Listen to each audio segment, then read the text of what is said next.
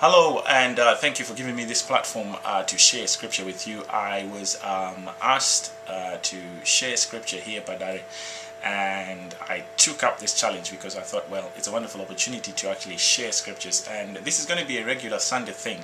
So for those of you that are able to follow this, it's going to be every Sunday that I'm going to be recording a short little message and sharing a scripture or two with you. And what I particularly like about this whole thing is that I'm not your typical preacher.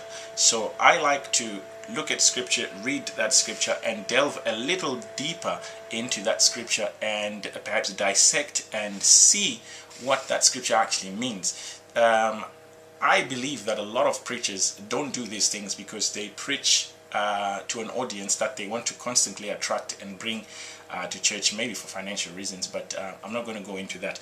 I'm just going to go into what I set out to do, which is just share this scripture. This scripture occurs in many places in the scriptures, but I'm just going to take it from Genesis and then again in Ephesians, and then talk about that and see where we can take this and where we can go with this one.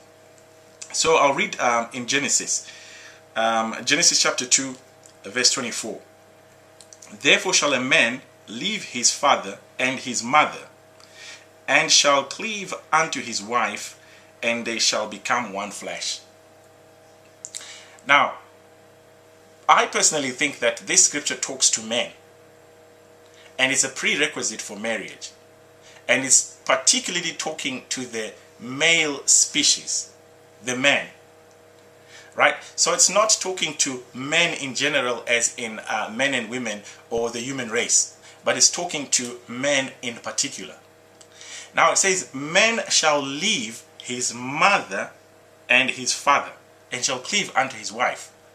Now that's something that a lot of us look over and don't pay particular attention to what this is saying.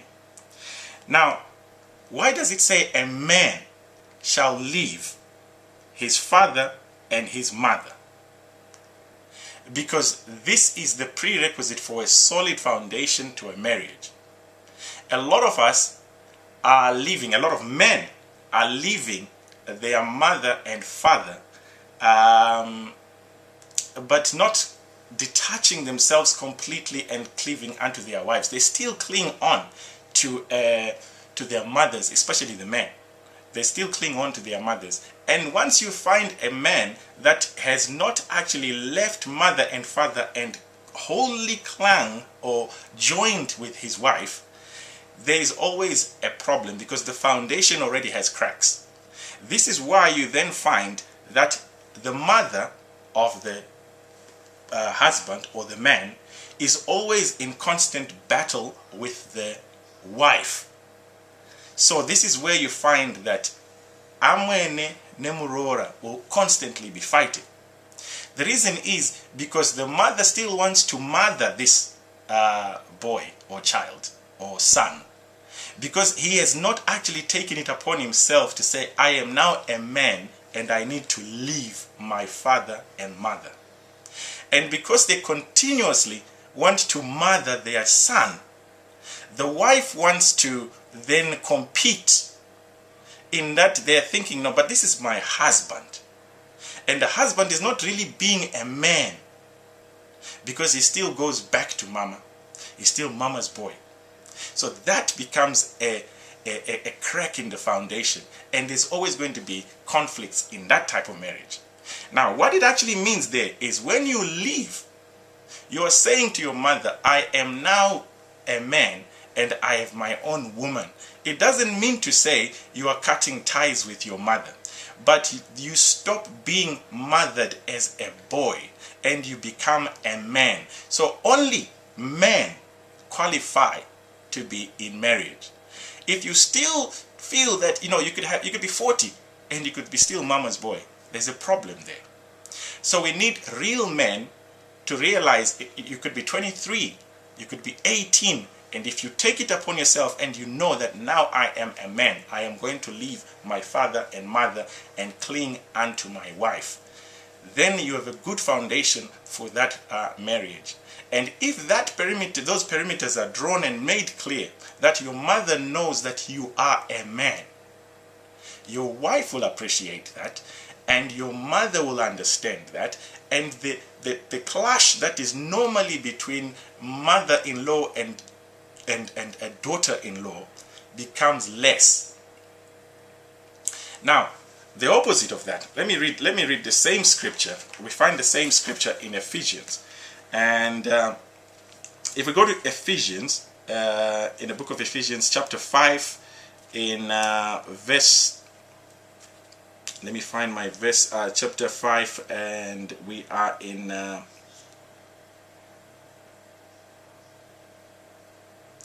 right, we're in verse 31. Verse 31. For this cause shall a man leave his father and mother, and shall be joined unto his wife, and they two shall be one flesh.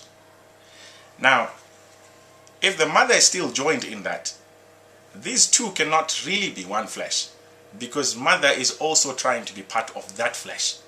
So that's where the clash comes in, because the wife is still thinking, I gotta have my husband, and the mother is saying, I still gotta have my son.